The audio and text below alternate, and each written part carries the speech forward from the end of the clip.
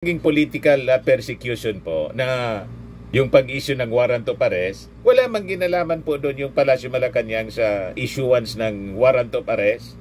Ang nag-issue po, walang politika doon sa korte. Baka kayo kasi, noong panahon ng administrasyon ni Digong, pinopolitika pati yung judiciary. Kaya pala, nawala ng tiwala yung mga complainants sa crimes against humanity laban kay Digong. Ito nga po, yung nag-issue ng sabi, reversal ng acquittal order, pero hindi man pala, pinapaliwanag man lang, laban kay Laila de Lima, mga appointees pala yon, yung mga associate justices ng Court of Appeals, mga appointees ni Digong.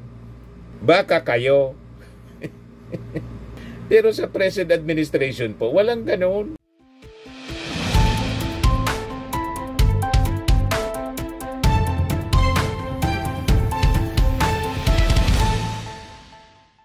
Ito naman po yung bago naming product na binibenta online. Eye Glow Serum, whitening po siya. Tingnan ninyo yung epekto sa aking anak na architect before and now. Yung mga inquiries po ninyo, dumiretso na lang kayo sa kanyang Facebook account, Riz Maravillas. Namomoro na mga kababayan si Harry Roque. Malamang sa malamang, in the coming days, alad ka rin na po siya ng Interpol. Pabalik dito sa Pilipinas. Yan kasi. Pakinggan mo kasi yung advice sa'yo ni Atty. Panelo. Harapin mo niya yung kaso. Sumuko ka na, Atty. Harry Roque. Nag-react na mga kababayan yung Palasyo Malacanang kasi siyempre tinanong ng member ng Malacanang Press Corps yung sinasabi ni Panelo. Parehas din yung sinabi ni Yussi Castro, walang political persecution. Tinatanong ka kasi kung saan galing yung yaman mo, yung prinamis mo sa Congress, hindi man natupad na isasubmit mo yung mga dokumento. May relation sa yung statement of assets and liabilities. At sabi ng Palasyo Malacanang, hindi lang niya ito na qualified human trafficking ang kaso na kinakarap ni Harry Roque. May kaso pa niya itong land grabbing. You see? Sabi ko sa inyo, patong-patong na kaso ang kinakarap po ni Harry Roque.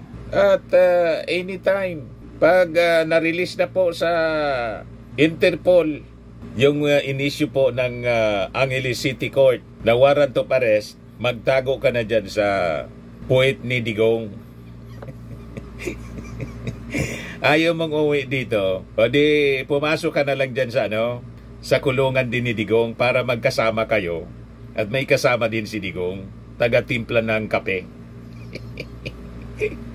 Di ba? Ito yung balita ngayon lang po. Palas, Panelo reject Roque's political persecution claim. Pati yung dati niyang kasama sa Palasyo Malacanang noon, si dating Presidential Legal Counsel and spokesman Panelo, pumalit sa kanya. Parehas na yung posisyon with Yussi Castro. Sabi po ni Yussi Castro, yan po naman talaga ang kanyang naratibo, kanyang depensa, pero hindi po niya sinasagot ng mabuti kung nasaan nga ba ang mga dokumentong kanyang pinangako. Sabi ni Castro, it was the court, hindi yung executive branch that issued a valid arrest warrant against Roque over qualified human trafficking case, noting that he also faces pending land grabbing complaint before the office of the Ombudsman. Anong naging political persecution po na yung pag-issue ng warrant of arrest, wala mang ginalaman po doon yung Palasyo Malacanang sa issuance ng warrant of arrest. Ang nag-issue po, walang politika doon sa korte. Baka kayo kasi, noong panahon ng administrasyon ni Digong, pinopolitika pati yung judiciary. Kaya pala, nawala ng tiwala yung mga complainants sa crimes against humanity laban kay Digong. Ito nga po, yung nag-issue ng sabi, reversal ng acquittal order, pero hindi man pala, pinapaliwanag man lang, laban kay Laila de Lima, mga appointees pala yon, yung mga associate justices ng Court of Appeals, mga appointees ni Digong. Baka kayo. Pero sa present administration po, walang ganun. Sabi po ni Yussi Castro, paano po kayang magkaroon ng political persecution? Ayan po mga kababayan, pakinggan natin yung press briefing ni Yussi Castro. Yusek, about the issuance of arrest warrant against former presidential spokesperson Attorney Harry Roque. Ang sabi po niya kahapon, malinaw that he is a victim of political persecution by the Marcos government because he is an ally of the Dutertes. Your comment on that, Yusek? Yan po naman talaga ang kanyang magiging naratibo, kanyang depensa. Pero hindi po niya sinasagot ng mabuti kung nasaan nga ba yung mga dokumentong kanyang ipinangako sa House of Representatives at the time na nagkaroon po ng hearing sa Quadcom. Hindi po niya natutugunan yon at kung ano man yung mga sinasabing di umanong hidden wealth niya ay hindi pa rin niya po natutugunan. So paano po kayo magkakaroon ng political persecution? At tandaan po natin, korte mismo ang nag-issue ng valid warrant of arrest patungkol po sa kaso ng qualified human trafficking. At hindi lamang po yan. Meron po tayong nabalitaan na meron din pong pending case for alleged land grabbing sa Bataan. At ito po ay di umano'y nakapending sa Ombudsman since 2023. So siguro dapat din po natin malaman dito at ang katotohanan tungkol sa akusasyon ng mga 70 farmers patungkol sa di umanong land grabbing na ginawa ni Atty. Harry Roque. Ma'am, ano po yung magiging action? Human trafficker, land grabber, mabibigat po na kaso. Yung qualified human trafficking, non-bailable. Ayaw niyang sumuko kasi hindi man siya makakapag-bail. Non-bailable crime. Yung kanyang kaso, mga kababayan. Tapos, land grabber pa pala itong siya, nireklamo ng 77 farmers, mga kasabwat po, yung mga pogo investors. Gustong pakyawin yung mga pag-aari, mga kababayan ng mga farmers. And most of this, mga kasabwat, mga Chinese. You see, ganun katindi ang kinakasangkutan ng mga kaso ni Harry Roque. Pagkatapos tinuturo yung ating Pangulong Bongbong Marcos na nagsasayaw-sayaw si Roque sa pangangalaska sa ating Pangulo. Bangag, bangag, bangag. Ngiwi, ngiwi, ngiwi. Para ng abnormal. Tuwang-tuwa siya na kinakantsawan yung ating Pangulong Bongbong Marcos. Sige lang, kantsawan mo yung ating Pangulo. Nang bangag, bangag, bangag. Ngiwi, ngiwi, ngiwi. Baka pagdating ng oras, pag kinaladkad ka na ng Interpol, magiging ngiwi, ngiwi ka dyan sa kulungan. At siguradong lilingkising ka ng mga bangag na mga kasama mo sa kulungan. Di ba? Lilingkising ka. Baka mabuntis ka doon ng mga Di ba ganon ang nangyayari sa pag nakukulong po? Maraming ganyan na mga priso. Balikan natin mga kababayan yung press con.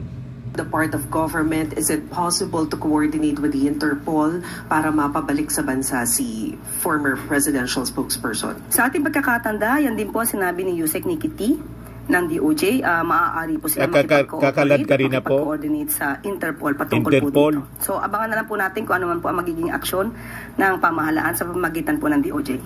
Pero may sinasabi po kasi si Attorney Roque na sa ngayon, hindi daw pwedeng maipa-deport siya pabalik dito sa Pilipinas dahil ayon daw sa international law, meron pa kasi siyang petition for asylum. So, kumbaga nakapending pa doon.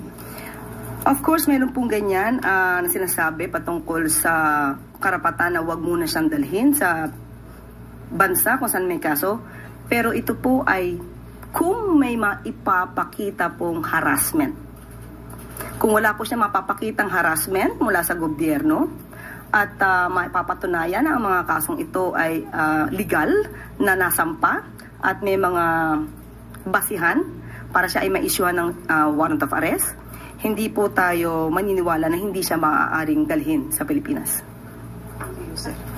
Follow-up question, Maris Umali, GMA7. So, ma'am, ibig sabihin, even, kasi yun po yung ini-insist niya when we were at The Hague before, it is part of the provision as an applicant or a political asylum seeker that hindi siya pwedeng galawin at all. Hindi siya pwedeng ipa-deport, hindi siya pwedeng arrestuhin. Kumbaga, he is untouchable as a political asylum seeker. So, ano ang magiging basehan kung sakasakali nung sinasabi po ni attorney na they will work hand in hand with the government in order to siguro serve the arrest? Siya po ang nagsampa ng kanyang petition for asylum. So dapat po para hindi po siya maaresto since may valid warrant of arrest na inisyu ang ating bansa, siya po ang dapat magpatunay na ang pagkuha sa kanya gamit man ang Interpol or kooperasyon sa Interpol, siya magpatunay ang pagdala dito sa Pilipinas ay because of mere harassment. So may condition po yun. Hindi po yun statement na hindi ka pwedeng hulihin, basta-basta. Kung meron naman pong valid warrant of arrest at may kaso siyang dapat kaharapin, hindi po siya dapat magtago sa kanyang petition for asylum. Thank you, ma'am.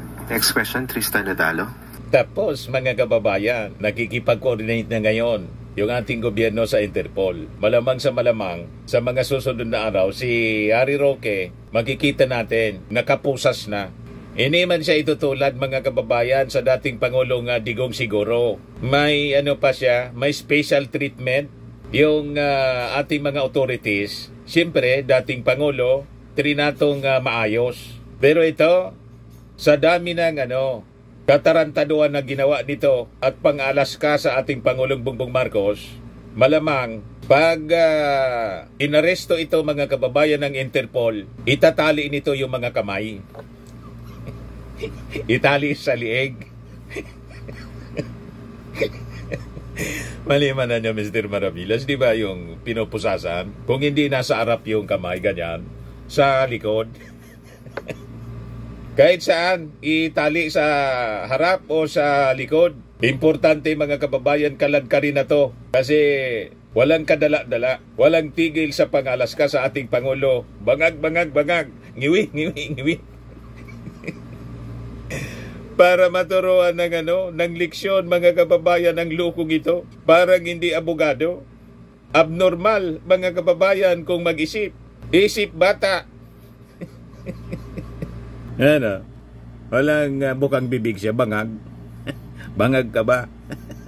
Bangag ka ba? Hindi namin sinasabi na bangag ka na nga. Pero kinakailangan sagutin at ang pinakamabuting sagot ay ang hair follicle test.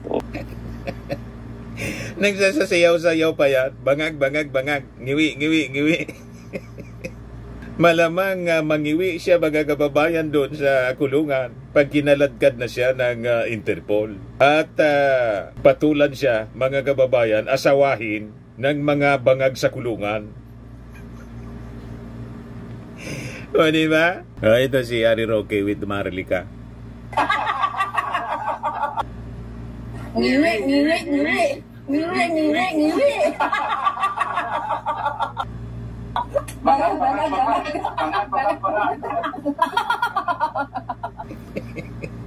Sabi ng matatanda, ang sobrang katuwaan niya, nauwi sa sobrang iyakan. Ngayon niya, tatawa-tawa ka, sobra yung tawa mo. Ang kapantayan niya yan, yung sobrang iyakan. Pag kinaladkad na si Atty. Harry Roque, pati itong si Marlica, may kaso ito, inaanting na rin ito ng Pag lumabas na yung warrant of arrest, may mga pending warrant of arrest na rin si Marlica kasi may mga previous cases. Mag-iiyakan sila, mga kababayan, sa kakabangag-bangag, ngiwi, ngiwi, ngiwi. Di ba? Ituloy lang ninyo ang pangangantsaw. Aabutin kayo't aabutin ng mahabang kamay ng batas. Yung kaso ni Harry Roque, non-bailable po. At sigurado, may kopya na, mga kababayan, yung Interpol, yung representative ng Interpol. Ang dali po na mag-release ngayon through electronic. digital, online. Di ba? Ganun lang po, mga kababayan. Kaya sigurado magtatago na to ng todo, di na to lalabas. Iwan ko kung maglalay pa si Harry Roque kasi baka monitor mga kababayan ang kanyang location. May mga technology kung paano i-monitor saan mga kababayan na lugar nag-upload itong si Atty. Harry Roque. Di ba? At isang araw makikita ninyo po, nakapusas na to at iiyak-iyak. Mananawagan po ng revolusyon. People power. Para mga kababayan na mag-alsa yung tao, iluklok si Sara, makalibre siya. Malabo po. At itong ating programa mga kababayan, atid sa inyo nitong ating mga sponsors. Fairmax, Firming and Lifting Cream. Pinapay po sa mga pulses in affected area. Mainam po ito sa mga pains at paninigas ng mga kaso-kasuan. Ito sa mukha naman yung application, anti-aging, Automax po siya. Ito ay Glow Zero mga kababayan. Whitening po siya. Made in South Korea. Ito naman po, Ningxia Red Mix Fruit Drink. Gawa po siya sa goji berry. May anti-cancer properties po siya. At sa mga naghanap po ng malinis and spacious fitness gym, pumunta lang po kayo sa aming Colossal Fitness Gym. May Grab ka rental din po kami. At bills payment po sa aming office. At saka sa mga mahilig po sa mga imported bags, manood po kayo sa live selling ni Madam Aileen Rosales sa kanyang Aileen Closet po. Pati mga shoes, ito yung kanya po. Ito yung kanyang page. Kita ninyo, napakagandang mga online selling po siya. Si Madam Aileen Rosales. At cellphone number niya po, 773-798-7816.